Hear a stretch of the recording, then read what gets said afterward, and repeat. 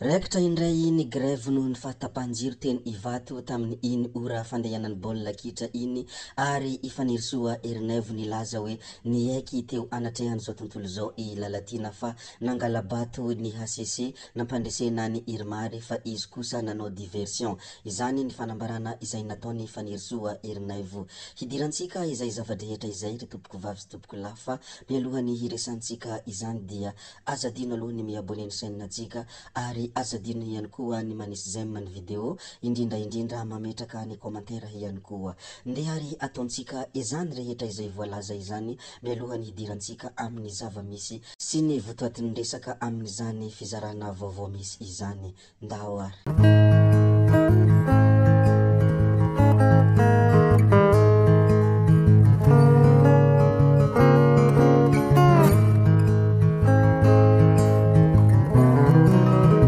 Nilaza ny fahatsapany manoloana ireo député tsy miankina i Erinaivo fanirisoa.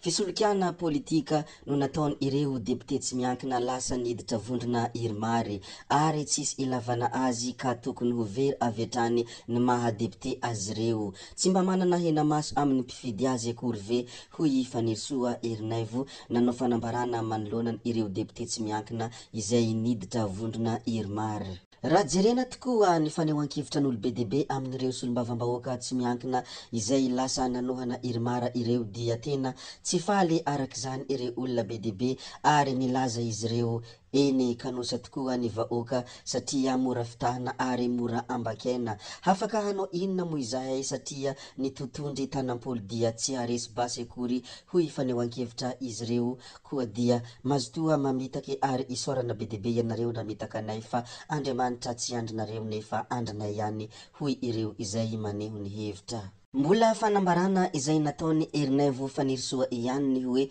niaiky teo anatrehany zao tontolo zao i Lalatina Rakotondraza fa nangala-bato ny HCC nampandresena ny Irmary fa izy kosa nanao diversion. Ity ny fanambarana izay nataony fanirisoa Erinaivo manoloana ny Lalatina Rakotondraza fe niaiky hony i Lalatina Rakotondraza fa nangala-bato i HCC nampandresena ny Irmary fa i Lalatina kosa dia nanao diversion. Tsy hay izay mety ho fahamarinana izany zavatra izany fa io ny fanambarana izay nataony fanirisoa koa dia ampisehonay anareo ary ampahafantarinay ianareo indrindra mahafaly anay ny manolotra izany ianareo ato anatin' ity video ity. Aleo stopensika hatreo ny mikasika an'ny fanirisoa Erinaivo ndeha isika hilaza zavatra hafa izay tsara ho fantatra sy ny vaovao hafa izay nisongadina teto amin'ny firenena. Vato cristal ray taona sy 200 kilao saika entiny sambokely tratra tao rantabe maro antsetra ny alarobia lasa teo. Tsara ho marina fa vato notrandrahana antsokosoko tao anatin'ny faritra arovana makira izy ireo ary efa nanokatra fanadihadiana ny zandarmeria. Tsara ho fantatra ihany koa raha araka ny niparitaka sy ny araka ny vaovao izay niseho dia olona 7 alina no mitondra ny tsomokaretina VIH sida eto a Madagasikara. Izany ny zava-misy nohon'izany dia mila mitandrina isika malagasy indrindra ny tanora malagasy. Inona tokoa moa ny tokony atao mba hisorohana amin'ny tsomokaretina VIH sida? Tsotra kely ny zavatra tokony atao raha ohatra ka tsy te voany izany sida izany ianao. Ny voalohany indrindra amin'izany dia mila mitana partenaire tokana ary mila manao fiaro rehefa manao firaisana ara-nofo satria ny firaisana ara-nofo tsy voaaro no anisany mitondra ny tsomokaretina VIH sida ary ny fijangajangana ny fiarahana amin'ny partenaire izay misolosolo no antony mahatonga izy io. Ka izany indrindra antony ilazako hoe mila mitana partenaire tokana ary mila manao fiarovana rehefa manao firaisana ara-nofo amin'olona maro. Ny hafa manaraka izay ho resantsika ity dia anisan'ny tranga izay tena hafa kely. Verena moa izy ity dia 70 taona kanefa mbola virginy. Efa 70 taona ihany i Verena kanefa tsy mbola nahitana lehilahy mihitsy no niaraka taminy hatreto. Teo amin'ny faha 50 taonany izy no nanam-paniriana te hanana olon-tiana kanefa tsapany fa tena tara loatra izany ka nijanona ho virgine hatrany ny tenany. Mbola miandry ny anjarany izy hatramin'izao fa izany ny zava-misy raha olombelona mieritreritra dia ohatrany efa tsy possible intsony izany zavatra izany satria efa 70 taona izy ankehitriny. Io dia anisan'ny hanatra kely izay alefako ho an'ny vehivavy izay manana fierté diso tafahoatra loatra. Marina fa tsy mahamaika ny fitiavana kanefa kosa tadidio fa manampetra io taona io ka sao de tratra ny tranga toy ny ity verena ity ka latsain'enina ary tsy miala ao anatin'ny eritreritra foana hoe tahaka izay.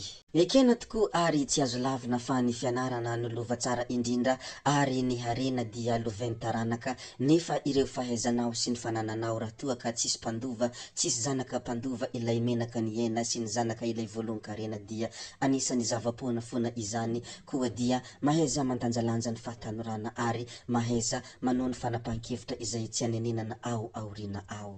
Zay ny amin'iny ndeha isika resaka zavatra hafa indray resa politika moa izy ty nanome hafatra i Miary Rasoolo Forjon.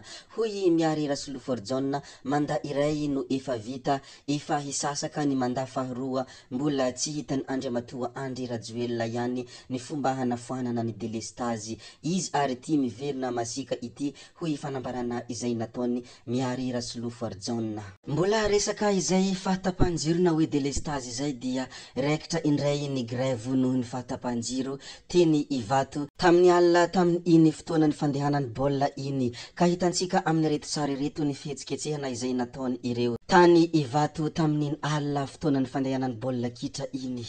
Raha tsy aivina tokoa ny tantara sy ny zavanisy, ny gasy ve mora manadino sa ny gasy ve no be fanadino araka izay nolazainy Andriamatoa Didier Ratsiraka tamin'izany fotoana izany, ny olana ny gasy ozy izy dia mora manadino be fanadino ho ahy.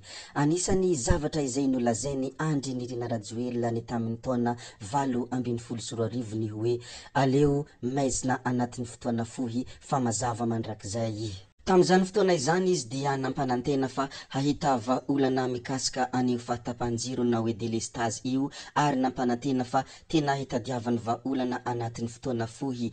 Nefa izao dia mandaray efa tapitra ary ny manda faharoa dia efa hisasaka nefa mbola tsy hita ny fivoahan'ny resaka delestazy fa mbola eo ihany ny olana izay mikiky ny malagasy. Ny amaramparana antsika azy angamba dia ireto vehivavy roa sy lehilahy telo ireto no anisan'ny tompon'antoka tamin'ny fuite des BPC taranja matematika sy taranja anglisy tao anatin'ny tambanjotra antserasera tany Mahajanga. Voasambotra ny polisy tany Marivoay izy ireo tamin'ny alalan'ny teknôlôjia nampiasainy izy ireo no nahatratrarana azy ireo ny roa Jolay lasa teo ary miisa 3 amby zato hatreto ireo mpikambana tao anatin'ny io tambanjotra antserasera io. Mbola tsy voafakitra hatreto nampampianatra izy ireo na tsia ary natolotra ny fampanohavana izy ireo. Zay koa ny namarana ny video antsika ry tompoko vavy sy tompoko lahy koa dia mankasitraka anareo na vitany hen'ny video hatramin'ny farany ary mbola manentana anareo ny mbola hanaraka ny video manaraka izay alatsakay misesisesy ato.